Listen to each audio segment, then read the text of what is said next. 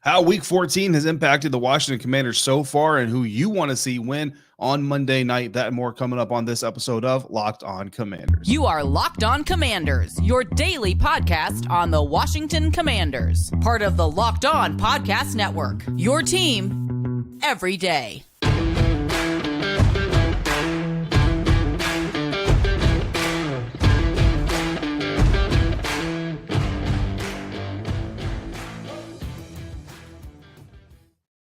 Welcome into this episode of Locked On Commanders, your daily podcast covering the Washington Commanders, part of the Locked On Podcast Network, your team every day. Thanks so much for making Locked On Commanders your first listen of the day every day. And don't forget that you can subscribe for free on YouTube or wherever you're getting this podcast. And you can continue this conversation with me by becoming a Locked On Commanders Insider. Even during the bye week, if you were part of the Locked On Commanders Insider program, you're getting news, inside scoops, inside exclusive content, like insider-only mailbags. We call them command huddles, happening every week. End of game final thoughts are coming next week after the Los Angeles Rams game, and even more delivered directly to your phone. And it doesn't stop when the season stops. All draft period, Senior Bowl content, combine content, pre-draft content, all of it. I will be coming to you, insiders, from the Commanders facility during the NFL draft. Should be a very important NFL draft. You get one-on-one conversations with me. Go to joinsubtext.com/LockedOnCommanders to sign up today. I'm David Harrison, credential member of the media covering the Washington Commanders for CommanderCountry.com, a part of Sports Illustrated's FanNation. I'm here with you every Monday through Friday, along with our everydayers. And as always, everydayers, I appreciate your continued support for the program. This episode is brought to you by PrizePicks, the easiest and most exciting way to play daily fantasy sports. Go to PrizePicks.com/LockedOnNFL. Use the promo code in all lowercase LockedOnNFL for a first deposit match up to $100. On today's episode, why this Rams and Commanders matchup is already a teaching point on how coaching matters before we even talk about the actual matchup going on the field this coming weekend. But first, Week 14 hasn't moved Washington too much in the standings so far, but with 2 games left, there is still a chance that the team is going to be impacted directly in the draft order. And unfortunately, if they are impacted directly in the draft order, it is not going to be for the better. So coming into the weekend, we wanted the Bears, Giants, Niners, Cowboys, and Chargers to win. And of course, I say that if you are focused on draft position only. I've talked to a good amount of my insiders who want to see the Commanders win. Like, they get draft order, I get draft order, but at the end of the day, you tune into your favorite team because you want to see them win. To quote the great Herm Edwards, former head coach of the Arizona State Sun Devils, you play to win the game. And a lot of my insiders, as fans of the team, they want to see wins. They understand draft order, but they want to see wins. And personally, I would rather come here on Sunday nights, Monday mornings, talking to you about Victory Monday versus having to do more group therapy. I appreciate doing all of it, but I would much rather talk about Victory Monday. So I'm on board with that. But if you really want the best draft position possible, you wanted the Bears, Giants, Niners, Cowboys, and Chargers to win this weekend. The Bears, Niners, and Cowboys all did that. The Chargers lost. Not only did they lose the game, but they might have lost Justin Herbert for the season. At the time of this broadcast, that news is expected. Season-ending injury to Justin Herbert, but is not confirmed as of this time. Now, because of those outcomes, the Commanders still have a hold of their number 4 overall pick in the first round of the NFL draft. The Bears are currently in possession of the number 7 pick,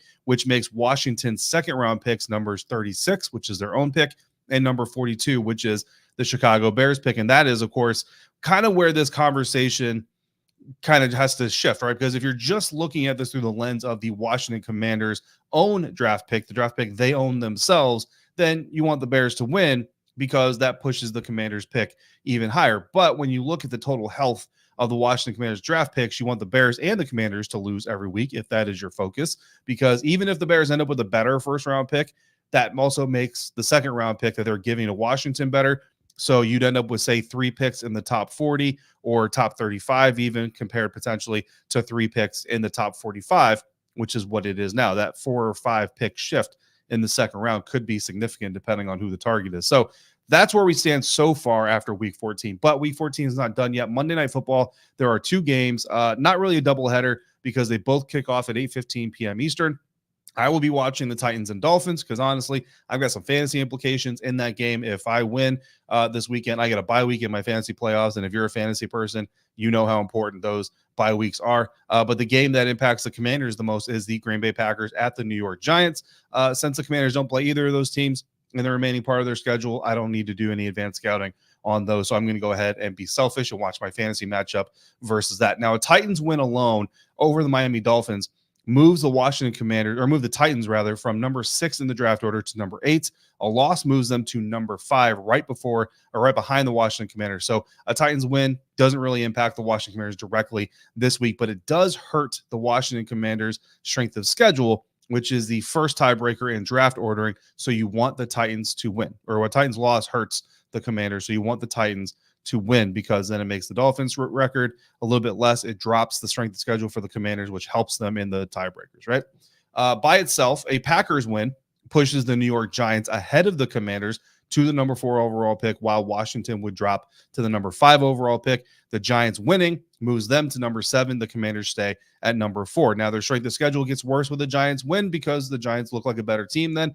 So I think that you want a Giants win plus a Titans win that keeps you at number 4 if you're the Washington Commanders, and your strength of schedule gets a small bump with the Dolphins loss. Of course, a bump in this case is down, because you want the weaker strength of schedule in those draft tiebreakers. If all of that makes sense. Now, if that happens, 2 upsets happen, Giants and Titans both win, then Washington is number 4 in the NFL draft order heading into week 15. Now, if the Dolphins and Packers, who are both favored to win these games, win, then Washington will be number 5. That's the worst case scenario. If the Dolphins and Giants win, then Washington has number 4. So there are 3 ways that the Commanders keep the number 4 overall pick. There's only one way they move down to number 5, and that's the most likely outcome, unfortunately. So in the playoff race, because the Washington Commanders are still technically in the playoff race, and some of you do still care about the playoff race, the Packers and Giants are both already ahead of Washington in the wild card race. So really, Washington just needs to worry about winning themselves. But I suppose if you really look at it, a Giants win keeps the Green Bay Packers in the number 7 seed, but 1 game away from possibly clinching that final wild card spot. So I suppose in a sense that would help the Washington Commanders the most. But either way, outside of a tie would be the most advantageous to the Commanders. But outside of a tie, a Giants win is most advantageous to the Commanders' playoff chances, which are slim to none, but slim is still there. Of course, if the Washington Commanders want any chance of making the wild card, they still have to win all of their games. They got to beat the Los Angeles Rams in week 15. Coming up, we're going to get into this break a little bit sooner, because I got a lot of Rams advanced scouting coming for you. Coming up next on today's episode of Locked On Commanders, part of the Locked On Podcast Network, your team every day. Whenever the game clock stops, that's time for you to order in with DoorDash. Why root for your favorite team on an empty stomach? You wouldn't do it in the stadium. Don't do it in your house. Order on DoorDash and save on football watch party favorites. You can get pizza, wings, sodas, burgers. If you just need the buns, you can get the buns on DoorDash as well. Get it all delivered without missing a single second of the pregame or of the game. Since I'm doing my episode on Monday morning, I went ahead and I got myself some biscuits and gravy from Paper Mill Place restaurant here in Winchester, Virginia. And as I show it to you, I am pre-broadcast, and I'm going to be eating this while I finish up my Rams study for today's episode for you all. So get prepared before game day. Stock up if you're a procrastinator like me. Order just before kickoff, and you'll get your food with plenty of time left on the clock. Get 50% off up to a $10 value when you spend $15 or more on your first order when you download the DoorDash app and enter the code LOCKED23. Again, don't forget to use the code LOCKED23 for 50% off up to a $10 value on your first order when you download the DoorDash app and spend $15 or more. Subject to change. Terms apply.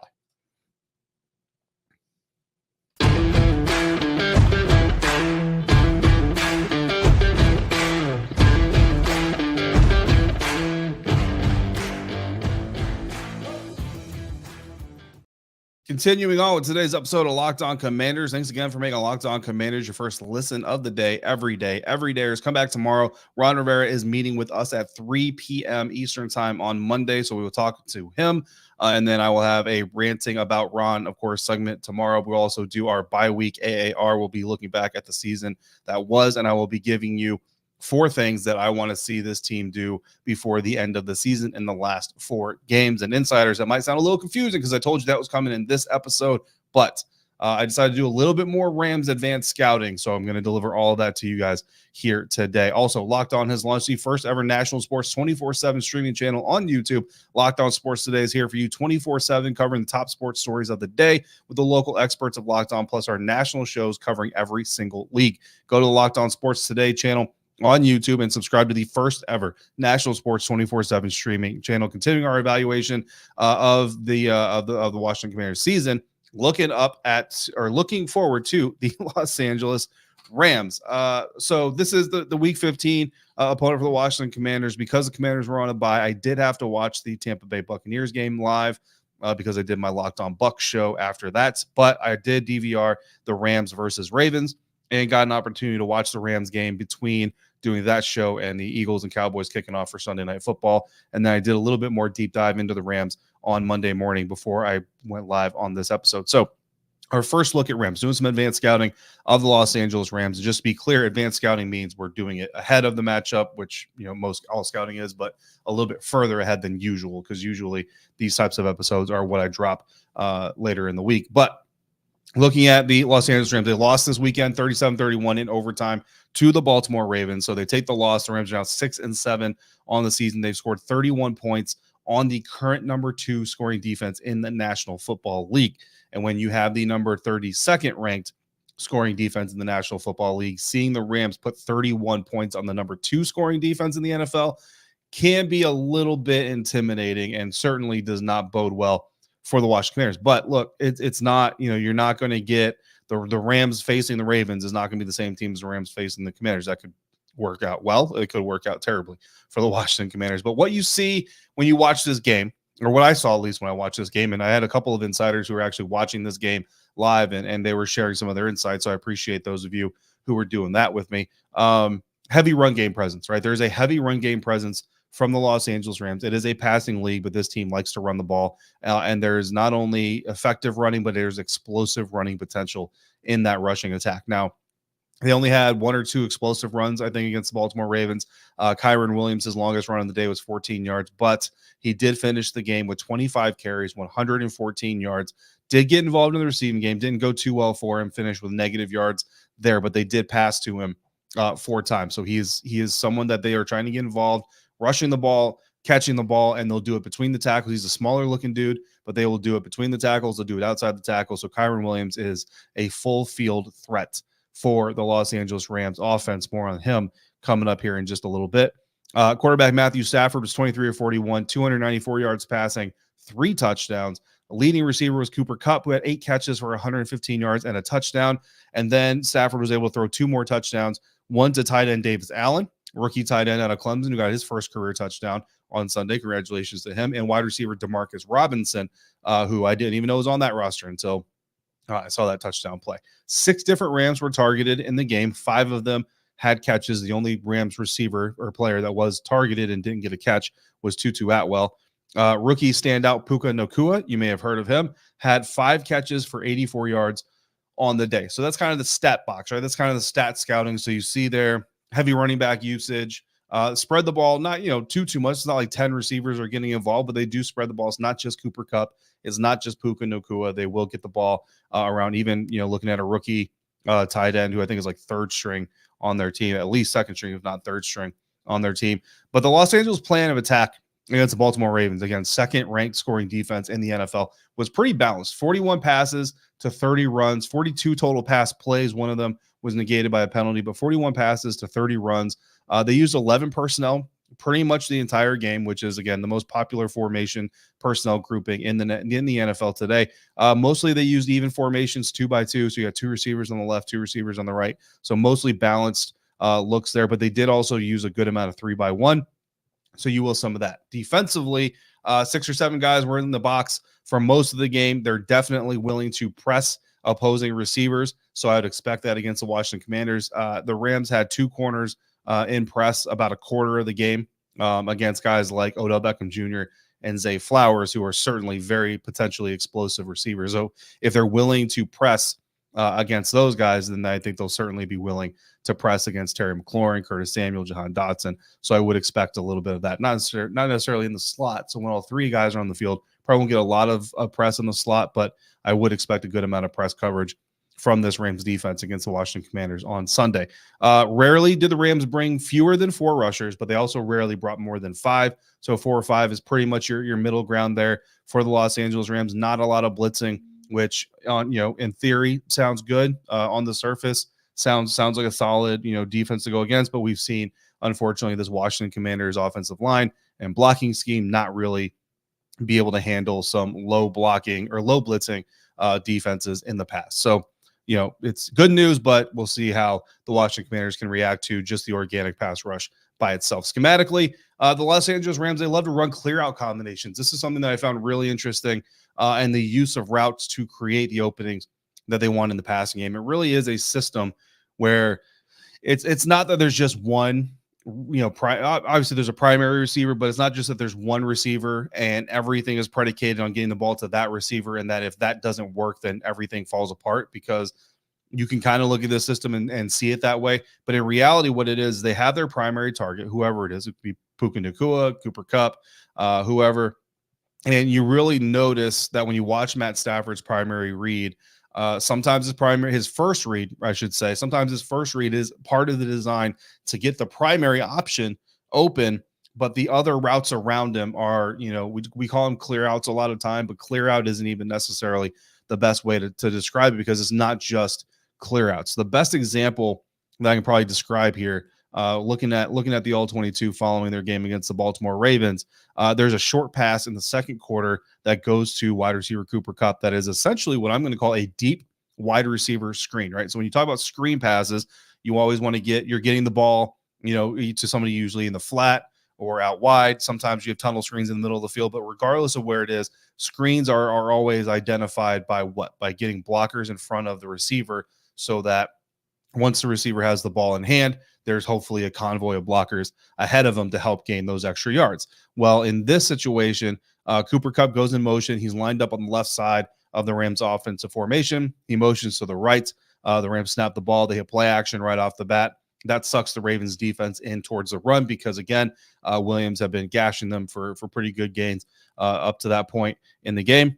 Cooper Kupp's running free out in the right side flat. Matt Stafford immediately turns to him, hits him with the right side flat. He goes upfield. Now, if you watch the broadcast tape, you hear him talk about, the Ravens defense sucked in on the run and there was nobody on the edge and there was nobody contained. And that's all absolutely true. I mean, bottom line, because of the way the Ravens defense reacted to that pass, to that play, Cooper Kupp is gaining, 8 to 12 yards, minimum by himself. But it's the downfield action that really kind of stood out to me from a schematic standpoint, because while Cooper Kupp is doing that and running out into the flat, they've also got the Ravens. They also have a tight end coming from the right side. He starts on the right side of the formation, running upfield, kind of bends out and then bends back in. And then they've got a receiver running from the left side of the field all the way over to the right side of the field. And when Cooper Kupp starts heading downfield, you end up with a tight end and a receiver blocking in front of him about 10 to 15 yards downfield. So that's why I kind of call it like a deep screen design. It was really impressive, really cool. The result was 27 yards gained by the Los Angeles Rams offense. And that kind of a play, so you can call that a clear out, right? So we talk about clear outs a lot of times where you line up, like, say, 2 receivers on the left.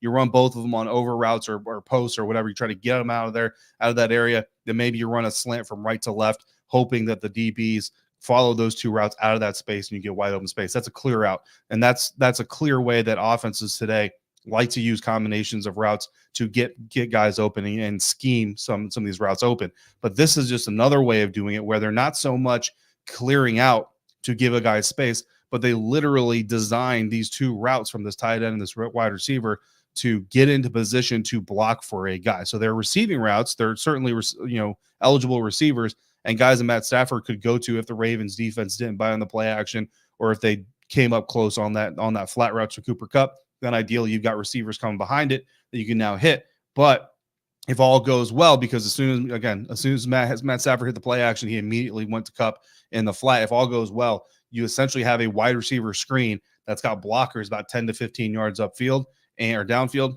And if they bite on the play action, I mean, you end up with a 27-yard gain. Really smart design.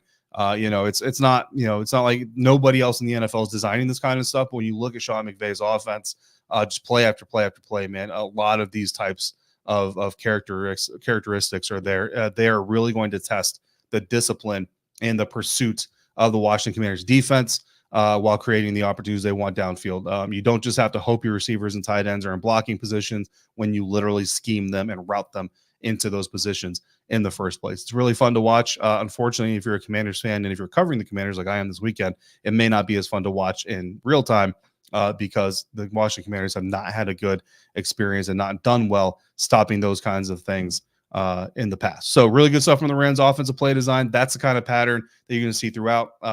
It would be nice if someone like Sean McVay was inside the Washington Commanders coaching staff at some point in time.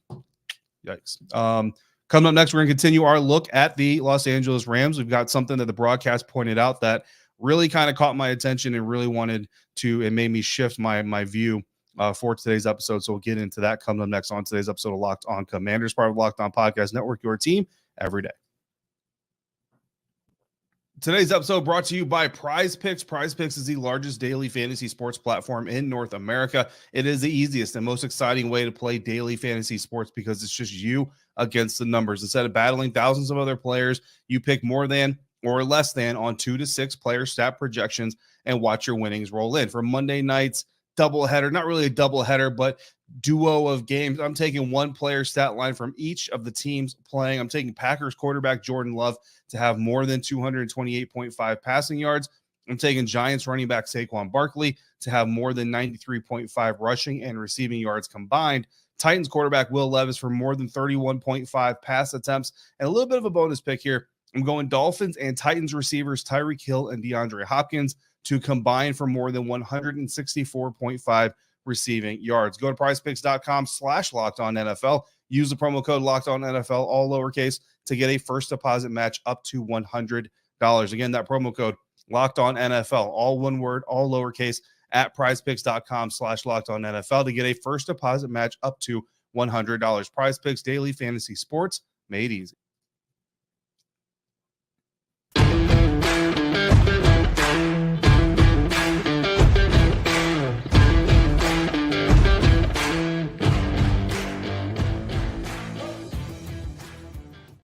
Wrapping up today's episode of Locked On Commanders. Like I mentioned earlier, I was going to lay out some goals here for the final 4 games of the season coming out of the bye week, but I'm going to save that for tomorrow's post-bye AAR episode.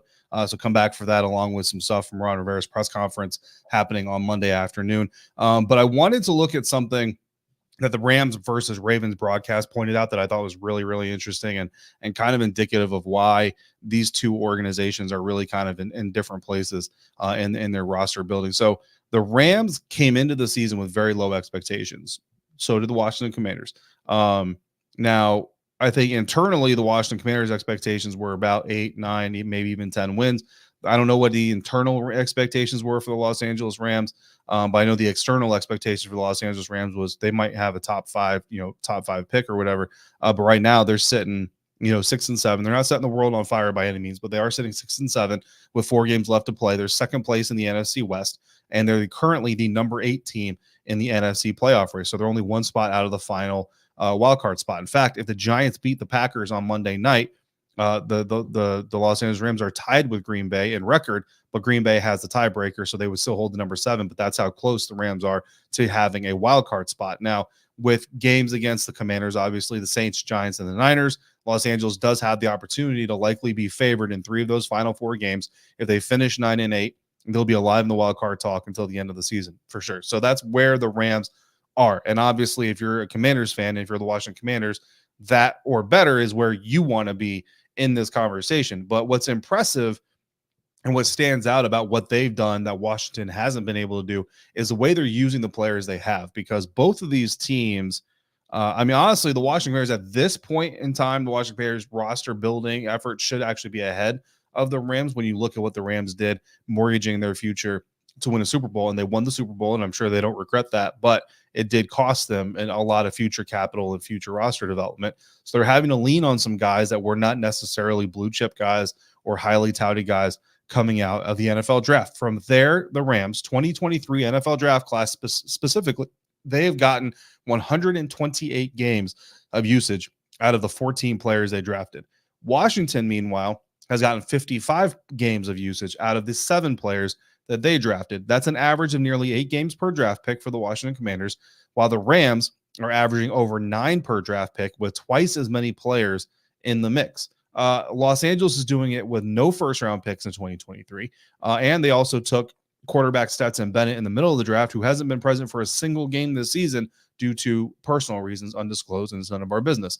But some of that now could be chalked up to the Rams roster building, right? To win Super Bowl, like I said, they mortgaged their future. So they brought in a lot of veterans that they weren't going to be able to re-sign and afford. So eventually a lot of those players, Jalen Ramsey, Von Miller, just to name a few, they eventually are not with the Los Angeles Rams, and they're scattered around the league, which kind of forces the Rams into a situation where they have to play some of these mid-round, later round rookies or young guys because they really don't have a choice. But not only are they playing these guys, and not only are they playing a lot of them, it's not just the quantity of the guys they're playing, it's the quality of the guys that they're playing. Rams 5th-round receiver this year, 5th-round rookie, Puka Nacua, has 82 catches, 1,113 yards, and 4 touchdown receptions. That would make him the Washington Commanders' number 1 receiver across the board. It would tie him for the most touchdown catches. He would be about 300 yards up in the yards category, and he would have about 11 more catches, I want to say. So it's not like you can simply say, this is just a better team. Like Puka Nacua is a 5th-round receiver for a reason, and it's not that Puka Nacua should have been a 1st-round receiver and only the Rams scouting department saw this in him or whatever, because he's a 5th-rounder for a reason. This isn't a guy that was considered underdrafted when he came out. Like this is all about how they're employing him and the rest of their offense. So you can't, and you can't even just say, well, he's playing with Cooper Kupp, because Cooper Kupp has been out for 4 of the games that Puka Nacua was playing. And by the time Cooper Kupp came back, Puka Nacua was basically a known commodity, but he's still been able to produce, even though everybody sees him coming now, and Cooper Kupp is back on the field. So it's not a volume thing, because Puka Nacua's yards per reception is a full 2 yards more than Washington's leading receiver, Terry McLaurin. So it's not just volume. So it's not like Puka Nacua's got a small yards per reception average and they're just throwing them the ball 100 times a game. He's got a very solid yards per reception average. He's got a very solid route win percentage, all of these things. The Rams are getting better production out of a 5th-round rookie because of how they use him. Adding to that, they have a 5th-round sophomore, 2nd-year player, running back Kyron Williams, who is also a 5th-round pick. He's currently got 801 rushing yards, 159 carries, 7 rushing touchdowns, and he's got 25 catches for 189 yards and 3 touchdowns in 9 games. That's 1 fewer carry than Brian Robinson. And again, B-Rob has played all 13 games this season. Kyron Williams has played 9 games this season, but he's got 1 fewer carry than Brian Robinson, about 150 more yards than Brian Robinson, 2 more rushing touchdowns, and only 12 fewer catches than Antonio Gibson, who has played 3 more games than Kyron Williams has. The same amount of receiving touchdowns as B-Rob, who again has played all 13 games. So it's the usage of these guys is what is making the difference on these 2 rosters. Now, you might also say, well, it's probably the better offensive line. Well, according to PFF, the Rams have, if you look at both teams' offensive lines stacked together, the Rams have 2 of the top graded offensive linemen between the 2 teams, guard Kevin Dotson and tackle Rob Havenstein. But after that, Washington has 6 offensive linemen graded higher than the Rams' 3rd best graded offensive lineman. So you've got 2 Rams at the top of the list, 6 Commanders offensive linemen, then you get the 3rd Rams offensive line. So it's not just that the Rams offensive line is better. In run blocking, Washington has 6 of the top 10 graded linemen between these 2 teams. The Rams, again, have the best 2 there. In pass blocking, the Commanders actually have the top 2 pass block graded offensive linemen in this group, and again, 6 of the top 10. So according to PFF, anyway, and take that with a grain of salt, the Commanders actually have the better offensive line holistically, while the Rams have the top 2 in a couple of categories. But even that, the Commanders have the top 2 pass blocking offensive linemen, which is where they've struggled the most in a lot of times. Of course, Washington's given up more pressures. They've given up 100 of them with their top 3 pressure points. Los Angeles has given up 82 in their top 3 pressure points. And maybe that's quarterback differences, but Sam Howell's getting the ball out at 2.79 seconds per throw.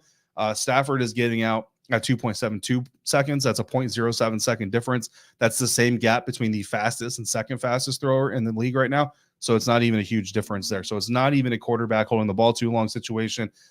Really what it boils down to, guys, is coaching matters. That is the end result of all this stuff. Coaching matters, scheme matters. It's not just having guys on the field, it's how you use them. We talked about this Terry McLaurin last week. We know Terry McLaurin is talented. Terry knows he's talented. The coaching staff knows he's talented, but for whatever reason, they're not using him in a way that maximizes his potential. Meanwhile, the Los Angeles Rams staff is using guys like Puka Nacua, who's a fifth-round rookie this year, Kyron Williams, who's a fifth-round running back last year, and they're I won't say dominating, I almost said dominating, but they're doing really good things. They're killing guys. I mean, Kyron Williams played 9 games, almost got 1,000-yard rushing. Puka Nacua has almost 1,200 yards receiving. There's still 4 games left to play.